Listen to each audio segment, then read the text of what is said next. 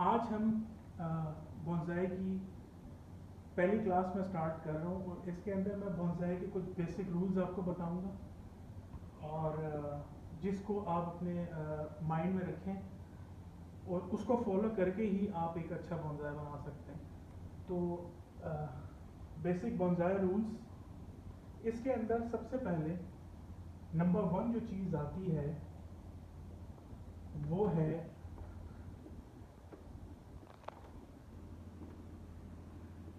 Taper. Taper क्या होता है इसके बारे में आपको मैं बताऊंगा। पहले मैं यहाँ पर एक बोनसाई की आपको शेप बना के दिखाऊंगा, उससे हमें आइडिया हो जाएगा कि बेसिकली टेपर क्या होता है। तो टेपर में आप देख सकते हैं ये है मेन ट्रंक, इसको हम कह देते हैं ट्रंक। ट्रंक का मतलब ये आपका तना है। तने के अंदर तना हमेशा नीचे से मोटा होगा और ग्रेजुअली आहिस्ता आहिस्ता ऊपर जाते हुए पतला होता जाएगा। अब इसके अंदर ये तो आपके ध्यान रखना है कि नीचे से हमेशा ये थिक होगा, नीचे से ये थिक होना चाहिए और ऊपर से थिन होना चाहिए। थिक होके ग्रेजुअली आहिस्ता आहिस्ता ये ऊपर जाके थिन होगा। इसी तरह सेम, ये तो आपका टेपर का पहला रूल आ गया। इसके अंदर मैं थोड़ा सा और आपको डिफाइन करूंगा बाद में। हमने एक चीज का ध्यान रखना है कि कर्व, जहां पे कर्व आ रहा है, कर्व के बाहर की तरफ ही हमने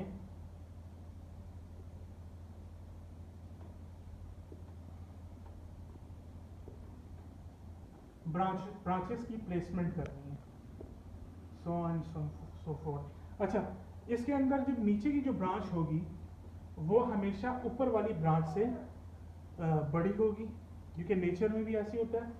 और हम ये ध्यान रखते हैं कि जो भी ब्रांच हो, ब्रांच की शेप जो हो वो ऐसे हाथ खुले हुए हाथ की तरह हो, ऐसे जस्ट लाइक दिस। क्योंकि नेचर के अंदर जो नीचे की ब्रांचेस होती हैं उस काफ़ी पुरानी उगी होती हैं, उस पर बहुत लोड होता है, तो वो आहिस्ता आहिस्ता नीचे ज़मीन की तरफ झुकना शुरू कर देती हैं। अच्छा, इसके अंदर मज़ीद हम थोड़ा और इसकी शेप दे देते हैं। इसकी shape like this, like this. Sorry ये गलत हो गया यहाँ पे,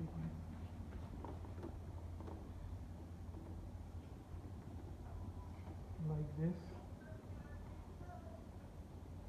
like this,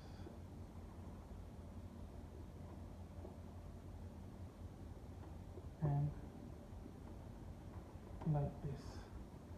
तो ये बेसिकली बोनसाई की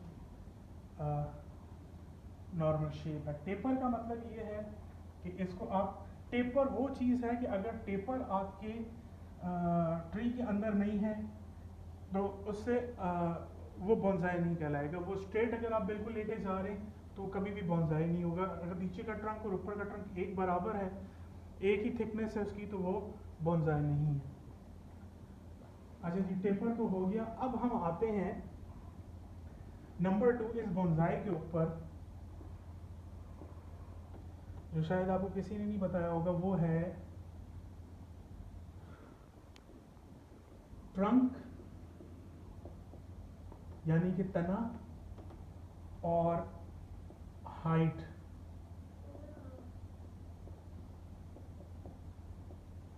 रेशो। यानी कि आपकी जो ट्रंक की थिकनेस है, यहाँ पे इसकी आप रूट्स भी निकाल लें। रूट्स को आपको पता होना चाहिए कि इसको निबारी कहते हैं, रूट्स निबारी कहलाती हैं। रूट्स भी एक व्हील की तरह होनी चाहिए। अच्छा, इसकी ट्रंक की थिकनेस डिफाइन करती है कि टोटल ट्री की हाइट कितनी होनी चाहिए। फर्ज करें कि बेसिकली इसके 2 रेशोज हैं जो आम तौर पे रेशो यूज होता है। वो ये है कि ट्रंक अगर आपका 1 इंचेस है तो आपकी हाइट, ओवरऑल हाइट ट्री की वो 6 इंचेस होनी चाहिए। ये इसका रेशो है। अगर आपका ट्रंक नीचे से 1 इंच का है तो इसकी टोटल हाइट 6 इंचेस होनी चाहिए। मैंने ये करके देखा, लेकिन इसमें मसला ये होता है कि मुझे प्रॉब्लम ये आती है बहुत ज़्यादा ही छोटा हो जाता है ज़रा। तो मैंने इसको, मेरा जो अपना रूल है, मैं इसको ये करता हूँ कि मैं इसको 6 नहीं करता, मैं इसको कम से कम 9 इंचेस रखता हूँ। 1:9 का रेशो। अच्छा, एक तो ये हो गया, ट्रंक और हाइट का रेशो आपको पता चल गया कि 1:9 होना चाहिए। इसको मज़ीद डिफाइन करते हैं। फर्ज करें कि आपका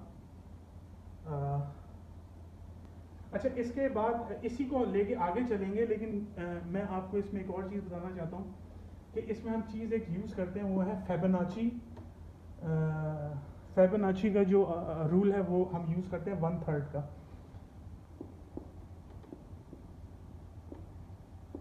फेबोनाची रूल, फेबोनाची का रूल क्या कहता है? फेबोनाची का रूल इस तरह से है, 1/3 का रूल, कि जस्ट अगर ये एक बॉक्स है तो इसी के बराबर का दूसरा बॉक्स होना चाहिए, फिर इसी के हिसाब का जितना इसकी हाइट होगी एक और बॉक्स बनेगा, इसी के हिसाब का एक और बॉक्स बनेगा, इसके हिसाब का एक और बॉक्स बनेगा, देन इसी के हिसाब का एक और बॉक्स बनेगा, और ये सो ऑन, इस तरह फिर ये चलता रहेगा। ये फिबोनाची का रूल है 1/3 का। 1/3 का रूल यहाँ पर हम अप्लाई उस वक्त करते हैं जब हमें टोटल हाइट का आइडिया हो जाए। फर्ज करें कि हमारे ट्रंक की थिकनेस जो है, ट्रंक की थिकनेस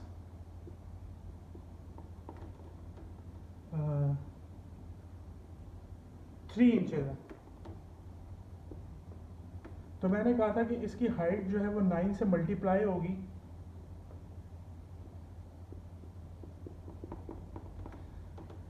थ्री 1 से 3, 3 9 से 27। तो अगर आपके ट्रंक की थिकनेस बेस से 3 इंचेस है तो इसकी टोटल हाइट 27 होनी चाहिए। अब आ जाते हैं ब्रांच प्लेसमेंट के ऊपर फिबोनाची के असूल से। ब्रांच प्लेसमेंट,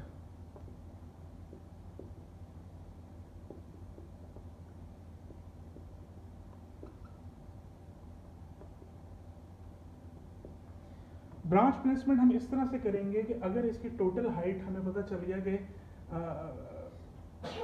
इसके नीचे बेस से थिकनेस की 3 इंचेस है और हाइट इसकी 27 इंचेस है, तो हम ब्रांच प्लेसमेंट इस हिसाब से करेंगे कि हर चीज़ को 3 से डिवाइड करते रहेंगे। टोटल ओवरऑल हाइट को हम डिवाइड करेंगे, जस्ट लाइक 27 है, 27 को आप डिवाइड कर दोगे 3 से, तो आपके पास कितना आ जाएगा? 9।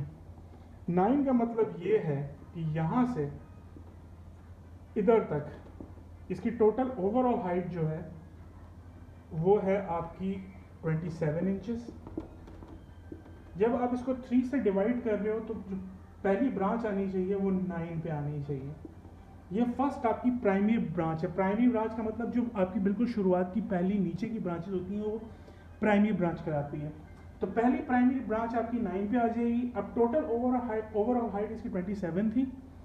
27 में से आप 9 निकालते हैं, बाकी कितने बचे? ओवरऑल हाइट जो है वो 27 है। पहली ब्रांच प्लेसमेंट जो है वो आपकी 9 के ऊपर आ गई है। तो आप 27 में से 27 की टोटल हाइट में से आप यहाँ से लेकर यहाँ तक जो आपका बच जाती है हाइट वो उसको माइनस कर दें। 27 माइनस 9 तो आई थिंक आपका 18 आ गया। 18 ठीक है, आपके पास 18 की हाइट आ गई। अब 18 की जो बाकी हाइट है उसमें 18 को आप दोबारा डिवाइड करेंगे 3 से, तो 3 6 18। इसका मतलब है कि आपकी जो ये ब्रांच है, ये ब्रांच, ये वाली ब्रांच इस ब्रांच से 6 इंच के डिफरेंस के ऊपर होनी चाहिए सेकंड। इसी तरह अब 18 में से आप फिर माइनस कर दें 6, तो आपके पास बाकी बचा 12। 12 का मतलब ये है कि यहाँ से लेकर इधर तक की जो टोटल हाइट है वो है 12 इंचेस। अब 12 को दोबारा आप 3 से डिवाइड करें, तो आपके पास आ जाएगा कितना, 4 इंचेस। यानी कि यहाँ से, इस जगह से टोटल हाइट ऊपर यहाँ पर ये 4 इंचेस के ऊपर आपकी दूसरी ब्रांच होनी चाहिए। तो ये एक तरह का रूल है जिसको आप अप्लाई कर सकते हैं और इससे आप वर्क कर सकते हैं इसके ऊपर। ये तो हो गया आपका ब्रांच प्लेसमेंट और ratio, overall height, rule of third. अब हम डिफाइन करते हैं कि डूज एंड डोंट्स, यानी कि इसमें क्या होना चाहिए और क्या नहीं होना चाहिए। फर्स्ट ऑफ ऑल,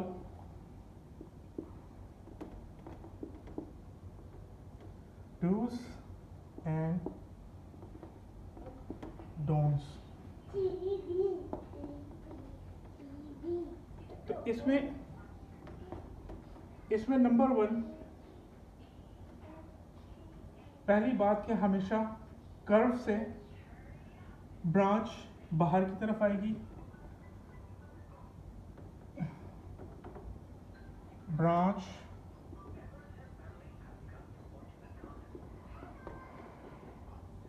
स्टार्ट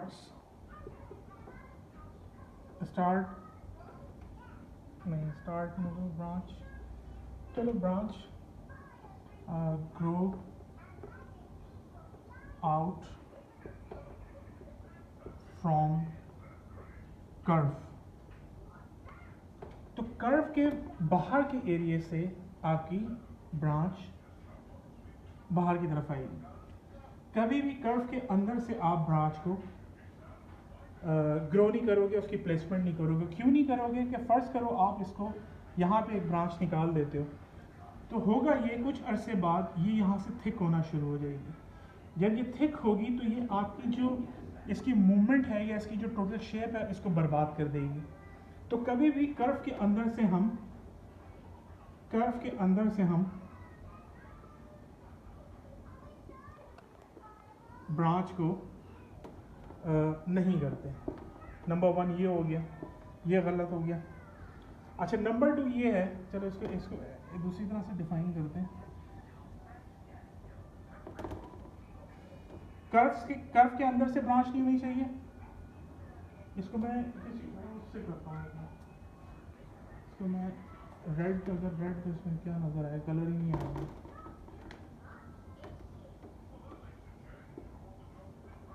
ये गलत है, इसमें कर्व के अंदर से नहीं होनी चाहिए। दूसरी चीज, पैरेलल नहीं होनी चाहिए, बार ब्रांच नहीं होनी चाहिए। ब्रांच के बिल्कुल बराबर की ब्रांच नहीं होनी चाहिए। यहाँ से ये इसको यहाँ से थिक करेगी, यहाँ से थिक करेगी, शेप खराब हो जाएगा। कभी भी पैरेलल ब्रांच नहीं होगी। अगर पैरेलल की बहुत आपको ज़रूरत है तो उसको आप ये करेंगे कि आप उसको थोड़ा और नीचे करके कर लेंगे, तो उसके बिल्कुल बराबर नहीं कर सकते। एक ये गलत हो गया आपका सीन।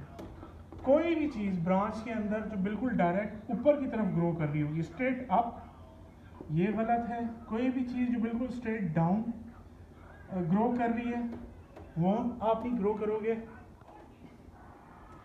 तीसरी चीज़, आप कोई ब्रांच आपकी जो है वो ट्रंक लाइन के सामने ग्रो कर रही है, उसके सामने से कर्व कर रही है, ये आप कभी नहीं करोगे। अच्छा, सिवाय कि आप वो टॉप के ऊपर इसका एपेक्स बना रही है, एपेक्स कहलाता है, इसको हमेशा याद रखें। इससे नहीं, जो ट्री का टॉप होता है उसे हम एपेक्स कहते हैं। ये एपेक्स है इसका टोटल ऊपर, और ये प्राइमरी ब्रांच है।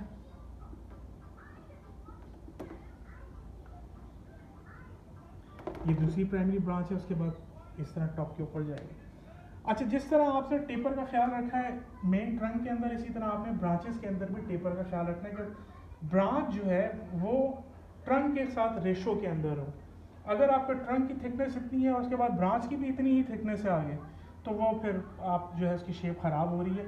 आपकी ब्रांच की थिकनेस जो है वो भी ट्रंक के हिसाब से छोटी होनी चाहिए। जितना आपका ट्रंक की थिकनेस है उससे कम थिकनेस की आपकी ब्रांच होनी चाहिए। अच्छा जी, एक तो हो गया आपका कोई चीज़ बिल्कुल डायरेक्ट ऊपर ग्रो कर रही है वो नहीं होनी चाहिए, नीचे की तरफ डायरेक्ट ग्रो कर रही है वो नहीं होनी चाहिए, कोई ट्रंक लाइन को ख़राब कर रही है सामने आ रही है वो नहीं होनी चाहिए। हमने ट्रंक को बहुत ज़्यादा विजिबल करना होता है कि ट्रंक जो है वो नज़र आए सामने की तरफ। अच्छा जी, ये हो गया। अब तीसरी चीज़ जो है इसके अंदर क्या थी, मुझे याद नहीं आ रहा, और क्या था इसमें ट्रंक। हाँ, एक और चीज़, ट्रंक के बिल्कुल फ्रंट से, बिल्कुल अब यहाँ पे सामने आपको ऐसे समझ में नहीं आएगा, बिल्कुल स्ट्रेट अवे अगर कोई ब्रांच जो है वो ग्रो कर रही है, स्ट्रेट अवे जो बिल्कुल सामने की तरफ ग्रो कर रही है वो भी सही नहीं है। वो उसको हम कहते हैं आई पोकर, यानी कि बिल्कुल आपकी आंखों के सामने आ रही होती है, जिसकी वजह से ट्रंक भी ख़राब हो रहा होता है और ओवरऑल शेप पे भी प्रॉब्लम आ रही होती है। लेकिन कभी कभार, ज़रूरी नहीं है कि इसी रूल को आप जो है बिल्कुल पक्का ही कर लें, कभी कभार शेप के लिए जहाँ पे ज़रूरत पड़ती है हम उसको ग्रो भी कर लेते हैं। डिपेंड करता है कि स्पीशी कौन सी है, डिपेंड करता है कि आपकी ट्रंक लाइन कैसी है, डिपेंड करता है कि आपकी ओवरऑल शेप जो है वो किस तरह की है। तो क्या क्या इसके अंदर हुआ, इसकी मज़ीद जो डिटेल्स मेरे पास है, डॉक्यूमेंट जो है वो मैं अपलोड करूँगा अपने फेसबुक पेज के ऊपर, डूज़ एंड डोंट्स का, ताकि आपको पता चले कि क्या चीज़ जो है वो करने वाली होती है और क्या नहीं करने वाली होती है। ये उन लोगों के लिए है जो बेचारे, जो बहुत से ऐसे भाई हैं जिनको समझ नहीं आता मेन कॉन्सेप्ट, और बहुत सी ऐसी चीज़ें, ख़ास तौर पर ट्रंक और हाइट का रेशो, ये मुझे बहुत बाद में पता चला और बहुत ढूंढने के बाद इसका आइडिया हो, तो मैं चाहता हूँ कि ये चीज़ें पता चल जाए। एक तो आपको ये मैंने बता दिया, हाइट का रेशो बता दिया, फिबोनाची का रूल का बता दिया। अब इंशाल्लाह इसके अंदर कुछ चीज़ें मज़ीद और थी जो भी दिमाग में मुझे आ नहीं रही। कुछ शेप्स हैं, बोनसाई की शेप जो है वो सिर्फ एक इनफॉर्मल, ये बोनसाई की कुछ ख़ास शेप्स होती हैं, वो मैंने अभी आपको नहीं बताई हैं, वो आप गूगल पे भी सर्च कर सकते हैं, लेकिन मैं आप उसकी भी पिक डालूंगा ताकि आपको आइडिया हो जाए कि किस किस किस्म की शेप्स होती हैं। 3 शेप्स जो हैं वो बहुत ज़्यादा हम लोग यूज़ करते हैं। एक जो सिंपल होती है वो इनफॉर्मल कहलाती है, उसके अंदर ट्रंक लाइन जो है वो थोड़ी सी ऐसे मूवमेंट में होती है, लाइक दिस, जैसे कि ये बना हुआ है, ये इनफॉर्मल की शेप है। एक जो होती है वो थोड़ी सी स्लांटिंग शेप में होती है, वो इस तरह से, उसमें जो दरख्त होता है, वो जो बोनसाई ट्री होता है वो इस तरह से। इसकी जो शेप्स हैं इसके बारे में मैं आपको इंशाल्लाह दूसरी क्लास में बताऊंगा। फ़िलहाल मैंने आपको कुछ बेसिक्स बता दी हैं, तो इंशाल्लाह फिर नेक्स्ट क्लास में मिलती है। थैंक यू, अल्लाह हाफ़िज़।